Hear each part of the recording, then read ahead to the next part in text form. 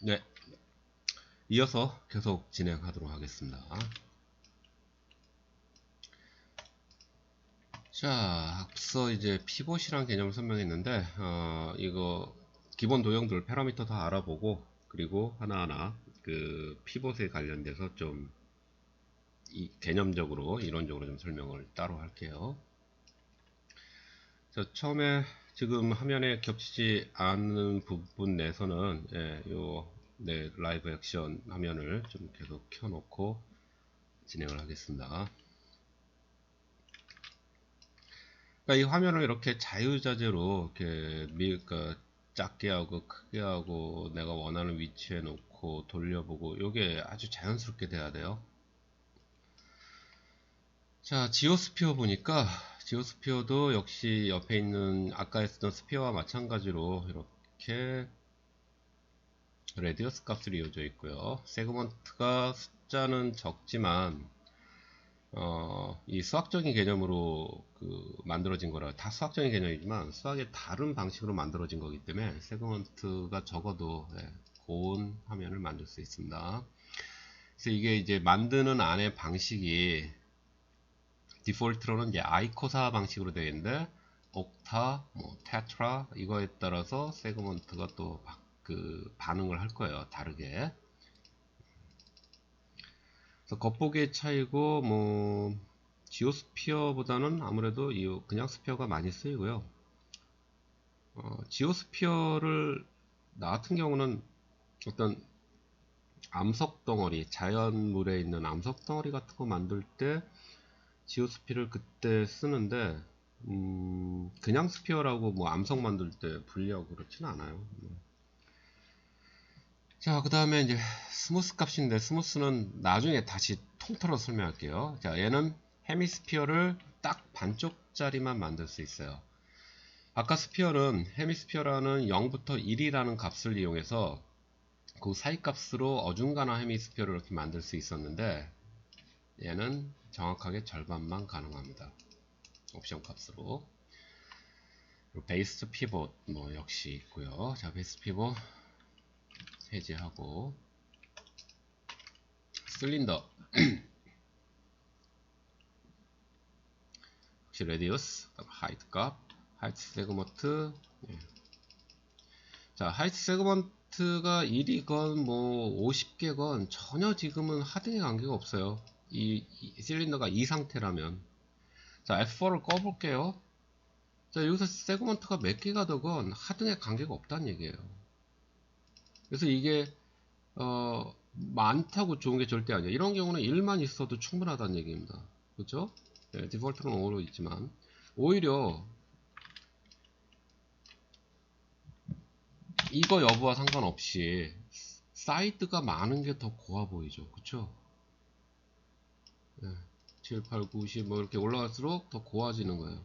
이거는 와이어 프롬 모드랑 상관없이 많을수록 좋은 거지만 그러니까 더 고운 거지만 좋은 게 아니라 더 고운 거지만 하이트 세그먼트는 뭐 지금 더 고와지거나 뭐 이런 거에 전혀 하등의 관계가 없다는 얘기예요. 그래서 이거를 쓸데없이 많이 높일 필요는 없어요.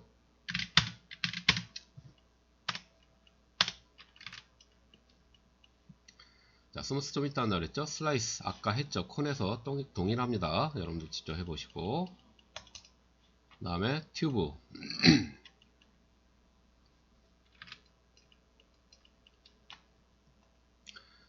구멍이 있기 때문에 레디어스 1, 2로 해서 이렇게 그 전체적인 굵기를 다시 정해주는 것이고, 하이트는 이제 뭐 높이라는 거 알 거고요. 하이트 세그먼트 예, 동일한 개념이고, 캡 세그먼트 자 여기 윗면과 아랫면이라 했죠. 거기에 이제 면을 몇 개를 더 줄 거냐인데 이것도 1 이상 높일 이유가 현재는 없어요. 나중에 여기에 뭔가 이렇게 다른 게 있다 그러면 높여야 되지만 지금 1입니다. 얘도 사이드 값을 높이는 게 훨씬 더 고운 튜브를 얻을 수 있다 이렇게 볼 수 있겠죠. 스무스 됐고요. 슬라이스 온 여러분들이 직접 해보시고. 자, 토러스도 이렇게 반이 가라앉아 있는 거예요. 감춰져 약간 이렇게 파묻힌 겁니다. 근데 얘는 다른 스피어처럼 베이스드 피벗이라고 하는 옵션은 없어요. 내가 강제로 올려야 됩니다. 강제로 올리는 게 아니라 다 그 피벗을 건들지 않고요. 얘도 피벗을 건드려서 그 위로 올라오지 않고요. 내가 직접 얘를 올리는 걸로, 그러니까 모브제를 이동을 시키는 게 일반적이라고 보시면 돼요. 자, 레디어스 1, 2가 있고요. 더 굵게 하고 싶다 그러면 이런 걸 이용하면 되겠죠. 자, 로테이션은 이렇게 돌아가는 건데, 내가 중간중간 기침을 하는데 요즘 계속 온라인 강의 만들면서 이렇게 이게 여러분한테 25분 짧게 만들어진 것 같지만 이걸 위해서 연습도 하고요. 그리고 중간에 꺼지면 다시 하고, 그래서 시간이 꽤 많이 들어가요. 네, 그리고 내가 고질적으로 겨울만 되면 인후염이 좀 심해져요. 네, 그래서 지금도 인후염이 걸려 있는 상태인데 요즘 기침하면 사람들이 많이 무서워하잖아요. 예, 무서워 안 하셔도 됩니다. 예, 코로나19 아니고요. 혹시 해서 검사도 받아봤는데 전혀 아니니까 예, 안심하십시오. 자, 로테이션. 그냥 뭐라 그러죠? 세그먼트가 도는 것 뿐이지 뭐 다른 건 없어요. 나중에 여기 이제 매핑이라는 개념, 어떤 질감이 들어가면 질감이 이렇게 도는 느낌을 줄 수 있습니다. 근데 현재로서는 뭐 별로 쓸 게 없어요. 트위스트는 처음과 끝 부분 여기만 꽈줘요. 전체적으로 이렇게 까베기 형태로 곱게 꽈주는 게 아니에요. 그리고 예. 그다음에 세그먼트 최소치가 3이고요. 예. 이게 많을수록 더 고와진다는 얘기겠죠. 얘는 사이드도 있어요. 자, 이렇게 꺼놓고 볼게요. 사이드가 12. 그러니까 세그먼트는 요거를 이쪽을 증가시키는 거고요. 사이드는 면 자체를 이런 식으로 곱게 해주는 겁니다. 움직여 보면 쉽게 알 수 있어요. 자, 스무스 좀 이따 하겠습니다. 슬라이스 또 동일하기 때문에 스킵하고요. 피라미드 사각추가 나온 거죠. 그래서 width, depth, height, segment. 지금 이 상태를 그대로 유지한다면 세그먼트는 1 이상 높일 필요가 없죠. 간단하고요. 맥스에서 제일 특이한 녀석이 티폿인데, 티팟. 한때 80년대에는 3D 그래픽을 하는 사람들의 어떤 도전, 만들고자 했던 도전 의식을 좀 이렇게 자극했다 그럴까요? 이 주전자를 잘 만들면 실력자였어요. 주전자가 지금 되게 쉽게 만들지만 당시 80년대 어떤 하드웨어와 소프트웨어가 이렇게 많이 지금처럼 발달하지 않았을 때는 얘가 굉장한 이 커브가 많고 꽤 어려운 작업이었어요. 그래서 그런 거에 대한 하나의 아이콘적인 느낌으로 많이 사용했던 건데, 테스트를 볼 때 모델링을 위한 테스트도 그렇고 애니메이션을 위한 테스트도 그렇고 시뮬레이션 테스트도 요 주전자 갖고 많이 봤던 시절이 80년대예요. 그래서 그런 거에 대한 어떤 좀 오마주, 이런 식으로 들어가 있다 보시면 되고요. 그래서 이 맥스에서 만들어진 이 티팟은 거의 안 쓴다 보시면 돼요. 요거 여러분들도 잘 쓰지 마세요. 써도 다르게 좀 쓰셔야 돼요. 얘만 딱 올려놓으면 누가 봐도 아유 이거 맥스에서 그냥 갖다 놨구나 하고 괜히 룩다운 하게 되니까 조심해서 쓰시고. 그리고 좀 특이한 게 반대편이 보이죠? 뚫려서. 예. 이 뚫려 보이는 이유가 있습니다. 이것도 나중에 설명할게요. 그런 세부적인 이론을 다 설명하면 처음에 기가 질려갖고 나는 3D를 못하는 사람인가봐 이렇게 될까봐 천천히 설명하겠습니다. 자, 레디우스로 전체적인 크기를 조정하고요. 세그먼트가 4는 너무 투박해요. 그래서 얘는 내가 쓴다면 약 한 8 정도는 넣습니다. 최소한. 스무스 나중에 한다 했죠. 그래서 얘를 쓸 때 최소한 뚜껑이라도 여기 있습니다. 자, 밑에부터 해볼게요. 리드 뚜껑을 열어놓고 할 수 있어요. 지금 뚫려 보이지만 뚫리지 보이는 것만 그런 거예요. 막혀 보이는 학생도 있을 거예요. 지금 내가 세팅을 나는 그렇게 해놨기 때문인데 이게 정상적으로 보이는 학생도 있을 겁니다. 리드 뚜껑이라도 좀 열어놓던가 아니면 핸들이라도 없애던가 뭐 요런 거 쓸 수 있겠죠. 이런 식의 어떤 닫기 찻잔 자칫 오해하면은 여러분들 혹시 그거 아는지 모르겠는데 요강이라고 있어요. 요강처럼 오해될 수도 있고. 그래서 뭐 이런 걸 좀 적절히 이용해서 너무 이 상태 그대로는 쓰지 않았으면 좋겠다라는 겁니다. 자, 그러면 스무스 설명할게요. 스무스. 만약입니다. 만약에 피라미드라고 하는 스탠다드 오브젝이 없다라고 해볼게요. 그럼 얘를 어떻게 만들어야 되냐? 물론 만들 수 있는 방법은 무지 많은데 뭐를 하면 좋냐면 얘를 쓰는 게 좋아요. 콘을 여러분들 안 쫓아하지 마시고 내가 설명을 위해서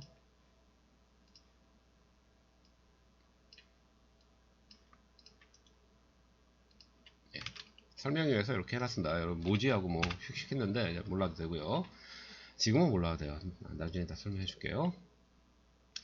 자, 이 콘을 사이드를 4로 놔볼게요.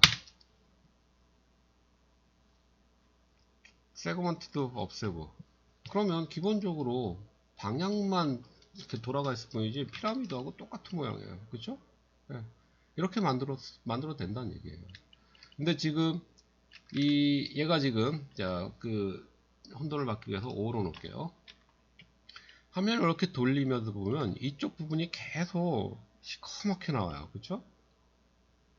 시커멓게 나온단 말이에요. 왜 그러지? 내 그래픽카드에 문제가 있나? 뭐 이렇게 생각하는데 그래픽카드 문제가 아니라 얘가 그렇게 보여줘요. 왜? 스무스라고 하는 옵션 때문에 그렇습니다. 스무스. 자, 다른 데서 스무스 옵션이 있었단 말이에요. 피라미드에는 스무스 옵션이 없어요. 왜? 각을 딱딱 지어서 보여줘야 되는 거예요. 그러니까 얘를 여기서 여기로 넘어가는 부분을 할게요. 이거를 여기에서 여기를 넘어가는 부분이 각이 탁탁 지게 보여줘야 되는 오브젝은 스무스가 필요가 없어요. 근데 이거는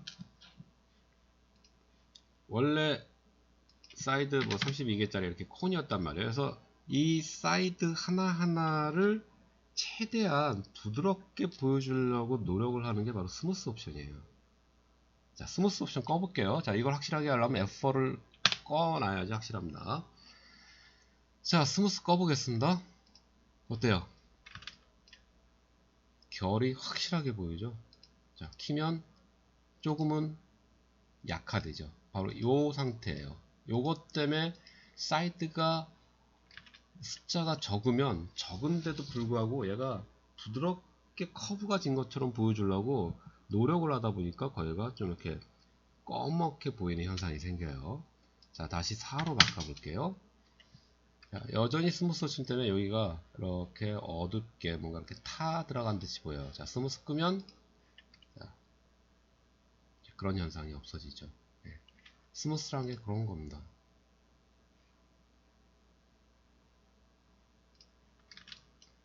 아시겠죠? 그럼 얘 해볼게요. 토러스.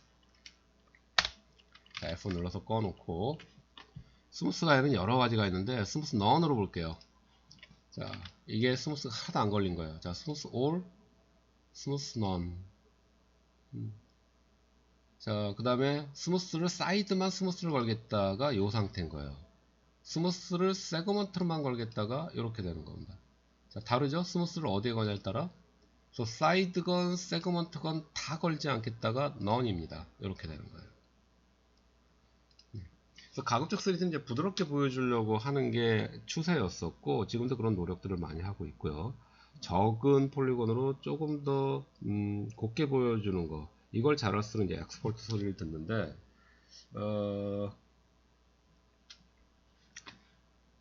스무스를 꺼야 될 경우가 많냐? 예, 나 같은 경우는 가끔 있어요. 특히 그 조금 메카닉 위즈, 그 다음에 좀 사이파이한 느낌, 그 SF적인 느낌, 이런 느낌을 낼 때는 스무스를 간간히 부분적으로만 쓰고 부분적으로 꺼놓고 하는 게 훨씬 더 느낌이 좋을 때가 있어요. 그럴 때는 메카닉 위주로 할 때는. 그래서 나는 이제 메카닉 위주의 모델링을 많이 하고 또 선호하는 편이기 때문에 스무스를 나는 종종 온오프, 그리고 온오프만이 아니라 부분적으로 내가 스무스로 컨트롤할 수 있게 돼 있거든요. 그거를 할 수 있게끔 돼 있다라고 이해를 하시면 되고요. 자, 이렇게 전체 플랜을 안 하면요. 예, 플랜 안 했네요. 자, 플랜은 그냥 단순해요. length, width로 있고 두께가 없다라는 거. 자, 세그먼트가 이렇게 많이 있는데 지금처럼 빳빳한 상태라면 세그먼트가 없어도 상관이 없어요. 밑에 랜덤 멀티플라이어 이거 일단은 1 그대로 유지하세요. 이거 숫자 바꾸지 말고 이것도 나중에 설명하겠습니다. 자, 이렇게 기본 도형들에 대해서 텍스트 플러스를 빼고는 다 알아봤어요. 자, 그러면 이제 모디파이로 가서 얘네들을 어떻게 수정을 좀 볼 수 있는가는 알아보도록 하죠.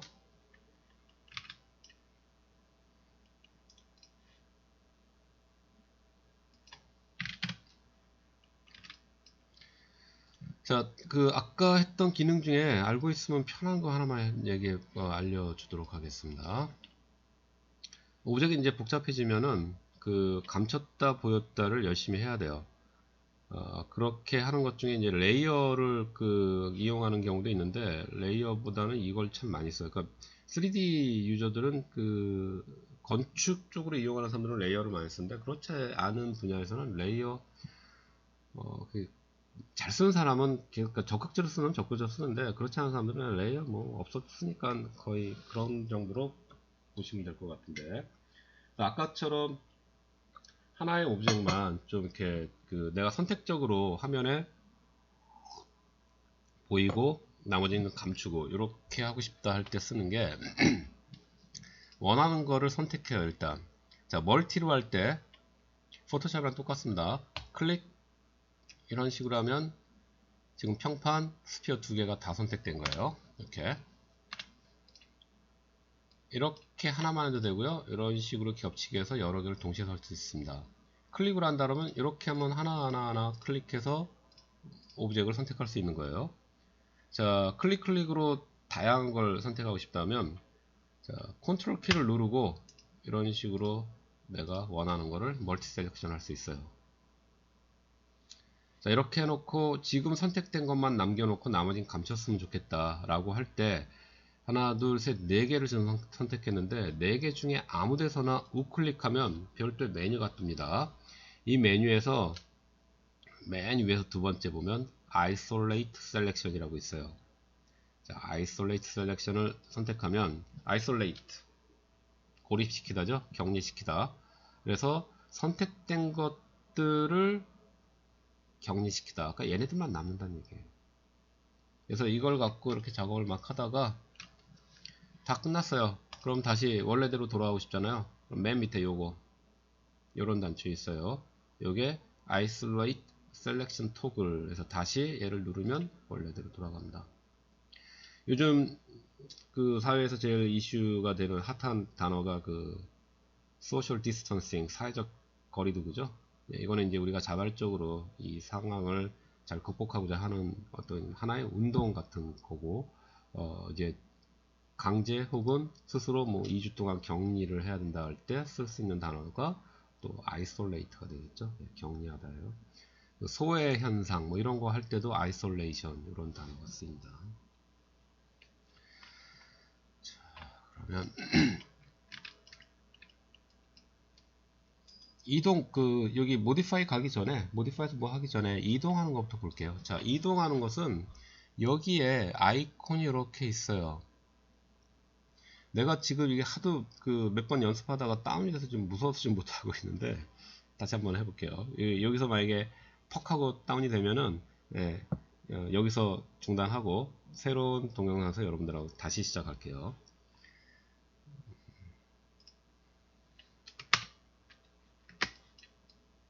맥스 화면에 보면 여기에 이러한 아이콘이 있어요.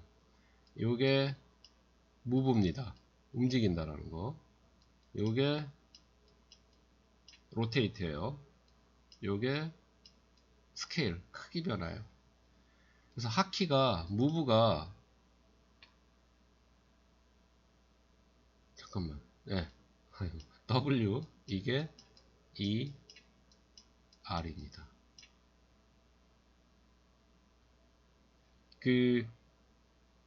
전혀 상관없어요. 그냥 키보드에 WER이 붙어 있잖아요. 그래서 우리가 쿼티 키보드라 그러잖아요. 쿼티가 무슨 뜻이냐면 전혀 뜻이 없어요. QWERTY 쫙 붙어 있는 걸 그냥 붙여서 발음해갖고 쿼티라고 부르는 겁니다. 그래서 WER이 그냥 한 자리에 있기 때문에 얘를 눌러서 Move, Rotation, Scale을 빠르게 여기 와서 이 버튼을 누르는 게 아니라 이 키보드의 핫키를 이용하라고 이렇게 되어 있는 거예요. 그래서 WER, 예, WER, 예, 누르면은 WER마다 위에 킵 그 아이콘이 바뀌는 게 보일 거예요. 선택하고 내가 이동하고 싶으면 무브를 눌러서 여기 보면은 빨간 게 X고요. RGB 값이잖아요. 그 프라이머리 컬러가 RGB잖아요. 레드 블루, 레드 그린 블루. 그래서 XYG입니다. RGB XYG 그거를 상징한다는 거예요. 그래서 빨간 게 X, G가 Y, 그러니까 그린이 Y, 그 다음에 G축이 블루예요. 그래서 X축, Y축으로 움직이고 싶다 그러면 마우스를 Y축으로 갖다 대면 Y축이 노란색으로 돼요. 그때 잡아 당기면 움직여집니다. 위로 올리고 싶다? 여기에 G축으로 가서 하면 G축으로만 움직여요. 아무리 옆으로 해도 안 움직여요. 그러면 X와 Y를 동시에 움직이고 싶다 할 때는 X와 Y 사이에 이렇게 키보드를, 마우스를 갖다 대면 잘 보세요. 이렇게. 그럼 X, Y가 동시에 노란색이 되죠? 그때 움직이면 돼요. 그 다음에 X와 G를 동시에 움직이고 싶다 그러면 XG 쪽으로 가서 이런 식으로 움직이면 됩니다. 언두는 컨트롤 G고요. 어딜 가나 똑같죠. 자, 로테이트. 예, 이게 로테이트. 스케일. X축으로만 스케일 할 수 있고요. G축으로, Y축으로 세 축을 동시에 하겠다? 그러면 가운데 갖다 대서 이런 식으로 해주면 돼요. 자, 근데 하나 약속할 거. 아직까지는 여러분들 스케일 쓰지 마세요. 있는데 없다 생각하세요. 스케일. 예. 왜냐면 지금의 크기는 여기 모디파이어에서 패러미터 값으로 충분히 다 크기 변화를 할 수 있어요. 그래서 이제 더 이상 이 패러미터로 크기 조정을 못하는 때가 와요. 그때 스케일을 쓰는 거예요. 지금은 스케일 쓰지 마세요. 오류의 확률이 높아집니다. 뭐가 오류인지도 아직 모르기 때문에 여러분들은 최대한 이렇게 정석을 밟아 나가시는 게 좋아요. 그래서 축이 중요한 이유가, 자, 지금 대부분의 축은 다 맨 밑 중앙에 있어요. 바닥에 있다는 얘기예요. 박스 바닥 중앙에 있어요. 거기에 축이 있기 때문에 걔를 중심으로 로테이션이 되는 거예요. 이렇게. 자, 한 가지 더, 나머지도 마찬가지입니다. 여기서 한 가지 알아야 될 게, 여기에 보면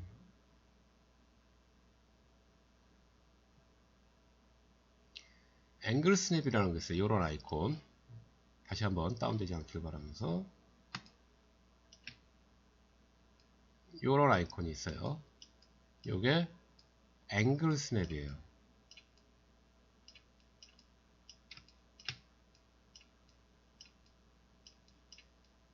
앵글 무슨 뜻이죠?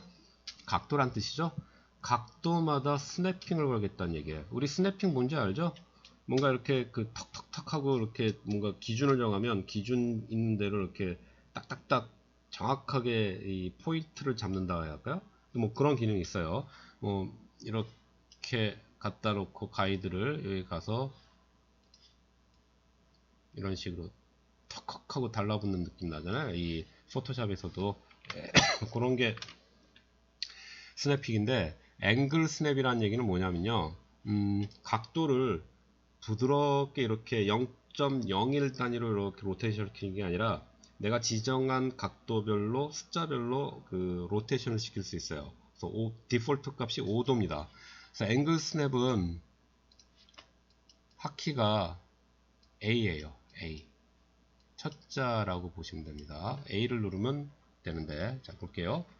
자, A를 누르면 얘가 꺼졌다 켜졌다 해요. 그쵸? 언제든지 A를 누르면 되고, 자, A를 누르고 한번 볼게요. 자, A를 껐을 때 화면상에 0.01 단위로 로테이션이 되고 있는데, 앵글 스냅을 키면 툭툭툭툭툭 5도 단위로 돼요. 근데 이게 훨씬 편해요. 왜냐면 만약에 내가 뭐 별 생각 없이 이렇게 막 돌렸어요. 다시 똑바로 세우려고 그러니까 이거 어떻게 하지? 언두도 안 되고 언두를 벗어난 경우도 있어요. 근데 5도 단위로 내가 했다 그러면 다시 이렇게 하는 거는 일도 아니죠. 미세하게 조정만 할 줄 알면 돼요. 기본으로 요거는 바꿀 수 있습니다. 근데 아직 그 바꾸는 건 하지 말고요. 앵글 스냅은 5도 단위로 로테이션을 해주는 용도로 사용한다. 이렇게 알고 있으면 되겠습니다. 자, 이렇게 기본 도형과 전체적인 운영법에 대해서 조금씩 더 알아봤고요. 그 두 번째 마무리 짓는 입장에서 그 막 배웠던 거에 대해서 그 하키만 정리하고 마무리 짓도록 할게요. 앵글 스냅 A, 그다음에 move W, rotate E, scale R 이렇게 되겠습니다. 자, 그럼 잠시 쉬었다가 다시 마지막으로 세 번째에서 오늘 수업 이어가도록 하겠습니다.